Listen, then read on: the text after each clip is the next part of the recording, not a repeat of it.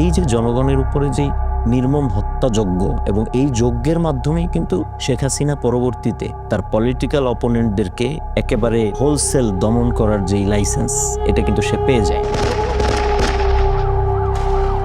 শেষ পর্যন্ত আমরা যে চিত্রটা দেখি, হেফাজতকে একটা স্টেটমেন্ট পর্যন্ত 6 তারিখে দিতে দেওয়া হয়নি।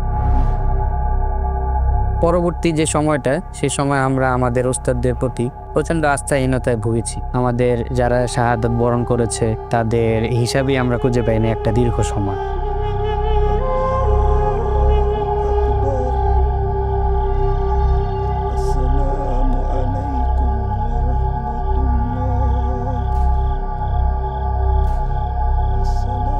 আমরা যখন ঢাকায় ছিলাম তখন আমাদের মাঝে একটা খবর রটিয়ে গিয়েছিল যে আল্লামা আহমদ শফী সাহেবকে গ্রেফতার করা হয়েছে। আমরা তো সাপ্লাই ছিলাম সেদিন, আমাদের ভাইয়েরা আমাদের আপনজনরা ফোন করতেছে বারবার, আমরা কি করব? তখন আমরা বলছি তোমরা শান্তিপূর্ণ অবস্থান করো, হুজুর ইনশাল্লাহ পৌঁছে যাবে, এগুলো আমাদেরকে বলতেছি। সারা দেশে যখন এই খবরটা রটিয়ে যায় যে আল্লামা আহমদ শফী সাহেবকে গ্রেফতার করা হয়েছে, ঠিক তখনই মাদারীনগর মাদ্রাসার দিকে সেখানে প্রায় 12টা লাশ পড়ে। হাটহাজারীতে 6টা লাশ পড়ে। একজন হচ্ছে আলামিন, একজন হচ্ছে শহীদ জসিমউদ্দিন, একজন হচ্ছে জাহেদ, আর একজন হচ্ছে হাফেজ শাহাদাত।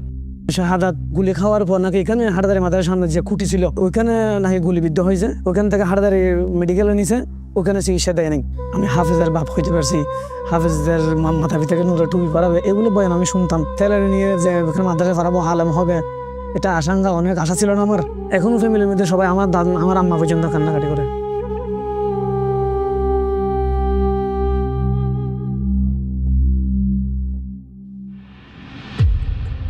2013 সালে শাপলা চত্বর হত্যাকাণ্ডের পর যে বাস্তবতার ভেতর দিয়ে আমরা গিয়েছি, তখন আসলে তালিকা তৈরি করার মতো কোনো অবস্থায় ছিল না। আমরা দেখেছি যে যখন অধিকারের পক্ষ থেকে একটি তালিকা প্রকাশ করা হলো, সেই তালিকার উপর ভিত্তি করে অধিকারের আদিলুর রহমান সাহেবের উপর কী পরিমাণ টর্চার হয়েছিল, সেই জায়গা থেকে আসলে তালিকা তৈরির বিষয়টা বাস্তবতা বিবর্জিত ছিল, সেটা সম্ভব ছিল না। হাসিনা তখন বুঝতে পেরেছিল যে কওমি মাদ্রাসার ছাত্রদের এই আন্দোলন, 2013 সালের স্বতঃস্ফূর্ত এই আন্দোলন, মুসলমানদেরকে আপামর জনতাকেও তারা ইনভলভ করতে পেরেছিল। সেটা শুধুমাত্র রাজনৈতিক কারণে হয় নাই, তো এর পেছনে একটা সামাজিক প্রেক্ষাপট ছিল। সেই সামাজিক জায়গা থেকে এমন একটা টুল ব্যবহার করতে হবে যেটাকে আসলে কওমি মাদ্রাসার ছাত্রদের, শিক্ষার্থীদের স্বার্থ সংশ্লিষ্ট বিষয়ের সাথে যায়। আমাদেরকে সরকার যদিও একটি কওমি শিক্ষার্থীর একটা সমমান মর্যাদার একটি সার্টিফিকেট দিয়েছে, কিন্তু সেটাও কোনো কাজের না। এমনকি ধর্ম মন্ত্রণালয়ে গিয়ে দেখবেন যে ওখানে লেখা আছে যেখানে দাওরা হাদিস মাস্টার্সের কোনো সনদ সত্যায়িত করা হয় না। এই যে মাস্টার্সের মান সে দিল, এই মাস্টার্সের মান দিয়ে গভর্নমেন্ট নিশ্চয়ই জানে যে সে এটা দিয়ে কিছু করতে পারবে না, সেটা দিয়ে না কোথাও সরকারি চাকরিতে অ্যাপ্লাই করতে পারবে, বিসিএস টিসিএস দেওয়া এগুলো তো